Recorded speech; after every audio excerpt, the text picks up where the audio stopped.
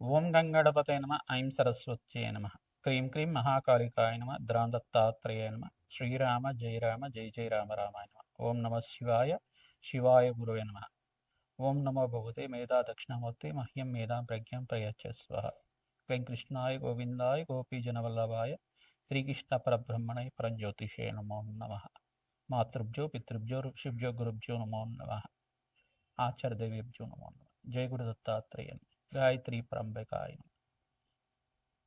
YouTube ప్రేక్షకులకు అందరికీ కూడా నమస్కారం అండి.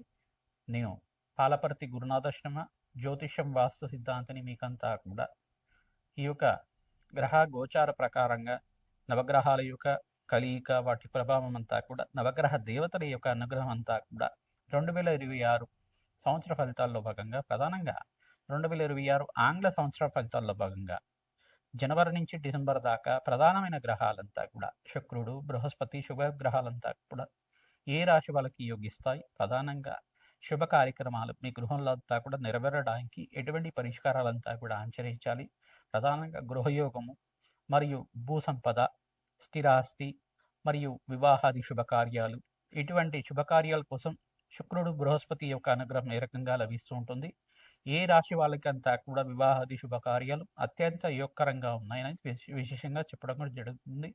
ప్రధానంగా సంపూర్ణ విశ్లేషణ అంతా కూడా ఈ యొక్క గ్రహ గోచార ప్రకారంగా అంతా కూడా విశ్లేషణ చేయడం జరుగుతుంది. బృహస్పతి యొక్క అనుగ్రహం, శుక్రుడి యొక్క అనుగ్రహం, వివిధ గ్రహాల యొక్క స్థితిగతి ప్రభావం అంతా కూడా సంయోగం అంతా కూడా ఏ రకంగా వివిధ రాశుల వాళ్ళకి ఇవ్వబోతున్నాయని విశ్లేషణ చేయడం జరుగుతుంది. ప్రధానంగా చూసుకుంటే శనీశ్వరుడు అంతా కూడా మీనరాశులు సంచారం చేస్తున్నారు.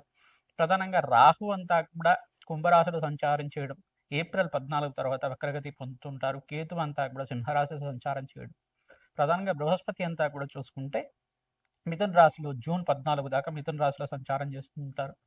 జూన్ 14 తర్వాత కర్కాటక రాశిలో అంతా కూడా ఉచ్చ స్థానాన్ని పొంది అక్కడ సంవత్సర కాలం వరకు సంచారం అనేది జరుగుతూ ఉంటుంది. ప్రధానంగా చూసుకుంటే బృహస్పతి ఉచ్చస్థానంలో సంచారం అత్యంత యోగకరంగా శుభమైన ఫలితాలు ఇవ్వడానికి వివిధ రాశుల వాళ్ళకి యోగకరంగా ఉంటుంది. ప్రధానంగా ఇక్కడ చూసుకుంటే శుక్రుడంతా కూడా జనవరి 10వ తారీఖు నుంచి అంతా కూడా చూసుకుంటే ధనుస్సు రాశిలో అంతా కూడా ప్రవేశం చేసిన శుక్రుడు మరియు రవి భగవానుడు, అంగారకుడు, బుధుడు అంతా కూడా చతుర్గ్రహ కూటమితోటి బుధాదిత్య యోగంతో బుధుడు శుక్రుడు కలియుగతోటి అంతా కూడా ధనుసు రాశిలో ప్రవేశం చేసి సూర్య భగవానుడు అంతా కూడా జనవరి 15వ తారీఖు రోజున మకర రాశిలో ప్రవేశం చేయడం, మకర సంక్రమణం జరుగుతూ ఉంటుంది.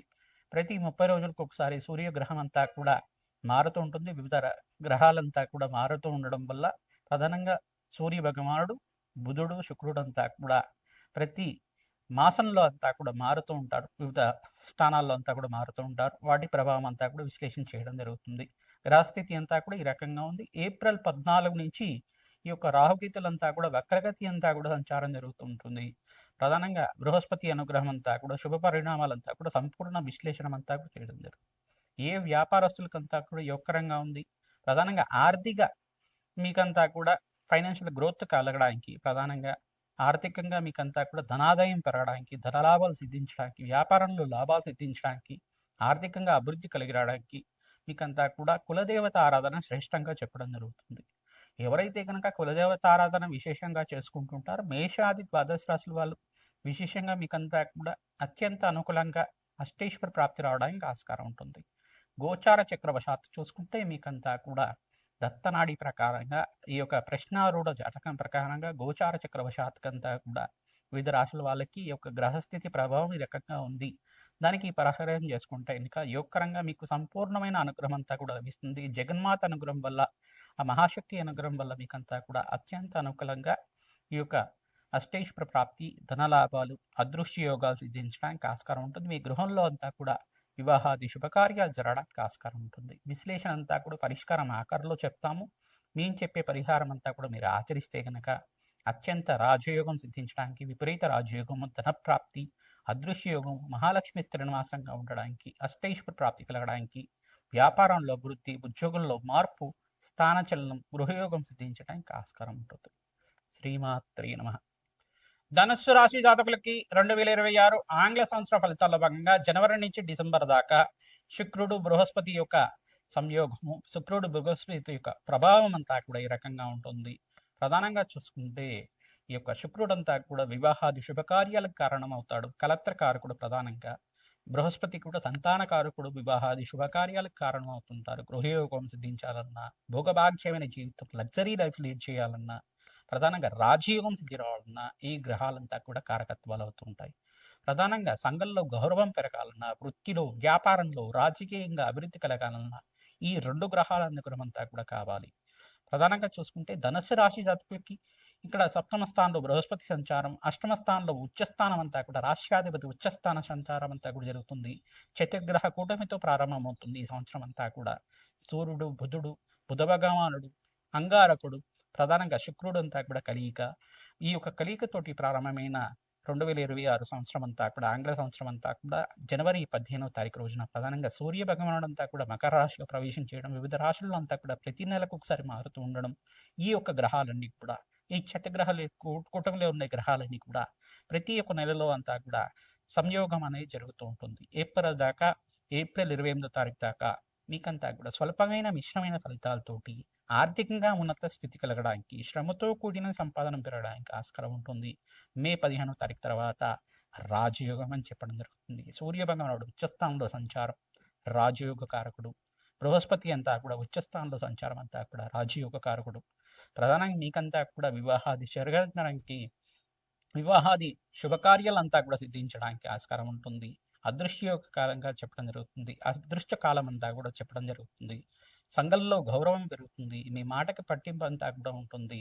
ప్రధానంగా మీ మాటకి విలువిచ్చే వాళ్ళు అంతా కూడా మంచి గుడ్ విల్ పెరగడానికి ఆస్కారం ఉంటుంది.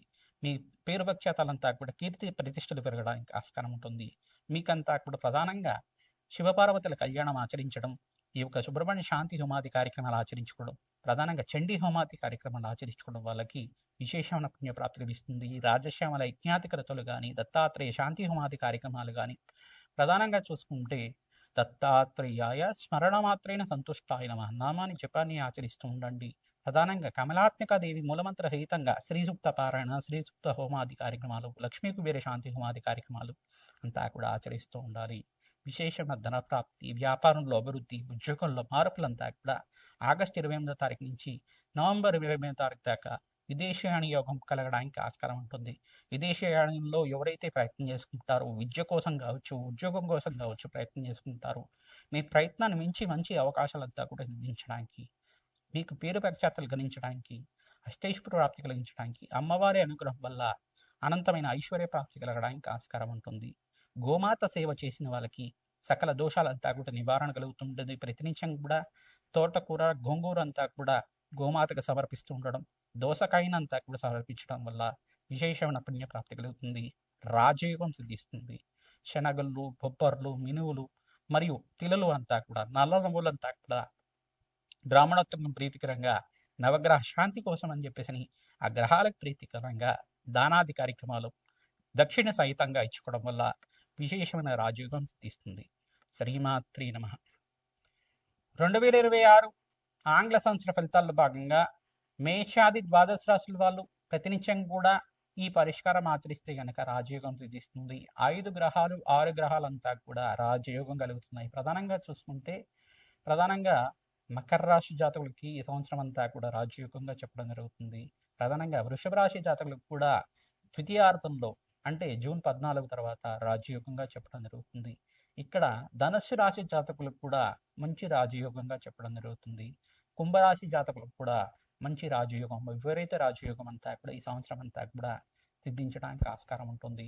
ఇక్కడ ప్రధానంగా చూసుకుంటే కన్యా రాశి జాతకులకు కూడా మీకంతా కూడా రాజయోగంగా చెప్పడం జరుగుతుంది. ప్రధానంగా మిథున రాశి జాతకులకంతా కూడా బృహస్పతి రాశిలో సంచారం చేస్తున్నారు కావున మీకు కూడా రాజయోగంగా చెప్పడం జరుగుతుంది. ఈ గ్రహాలంతా కూడా విపరీత రాజయోగం అంతా కూడా ఈ సంవత్సరం సిద్ధిస్తున్నాయి.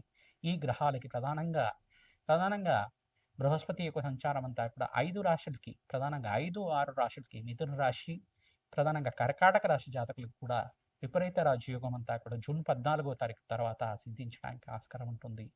మిథున రాశి, కర్కాటక రాశి, తర్వాత కన్యా రాశి, తర్వాత ఇక్కడ చూసుకుంటే తులారాశి జాతకులకు కానీ, ధనుసు రాశి జాతకులకు కానీ, ప్రధానంగా మకర రాశి జాతకులకు కానీ, కుంభరాశి జాతకులకు కానీ ఈ సంవత్సరం అంతా కూడా ప్రథమార్థంలో కన్నా ద్వితీయార్థంలో విపరీత రాజయోగం సిద్ధి రావడానికి ఆస్కారం ఉంటుంది. విశేషంగా నవగ్రహాలకంతా కూడా ప్రదక్షిణాలు చేసుకోవడం వల్ల, మేషాది ద్వాదశ రాశుల వాళ్ళు అన్నదానం చేయడం వల్ల ఈ సంవత్సరం అంతా కూడా అష్టైశ్వర్య ప్రాప్తి కలుగుతుంది. ప్రధానంగా శనీశ్వరుడికి, అంగారకుడికి, బృహస్పతికి, శుక్రుడికి, రాహువుకి, సూర్య భగవానుడికి, అన్ని గ్రహాలకి ప్రధానంగా ఈ గ్రహాలే ప్రధానంగా ఉంటాయి కావున ఈ గ్రహాలకి మేషాది ద్వాదశ రాశి వాళ్ళు జపము, హోమాది కార్యక్రమాలు ఆచరించుకోవడం, ఆ గ్రహాలకి ప్రీతికరంగా దానాలంతా కూడా చేసుకోవడం వల్ల, వేద బ్రాహ్మణత్వంతో మూలవంత సహితంగా యజ్ఞాధికరతలు ఆచరించడం వల్ల, విశేషమైన హోమాలంతా కూడా ఆచరించడం వల్ల అష్టైశ్వర్య ప్రాప్తి కలుగుతుంది. విశేషమైన ధనప్రాప్తి లభిస్తూ ఉంటుంది. వివాహం కాని వాళ్ళకి వివాహాది కార్యక్రమాలు జరగడానికి ఆస్కారం ఉంటుంది. వంశాభివృద్ధి కలుగుతుంది. అష్టైశ్వర్య ప్రాప్తి కలుగుతుంది. ప్రతినిత్యం కూడా అమ్మవారి ఆరాధన చేయండి. ఖడ్గమాల స్తోత్రాన్ని పఠనం చేసుకోండి. సుబ్రహ్మణ్య కవచాన్ని అంతా కూడా వేద బ్రాహ్మణత్వంతో పారాయణం చేయించండి.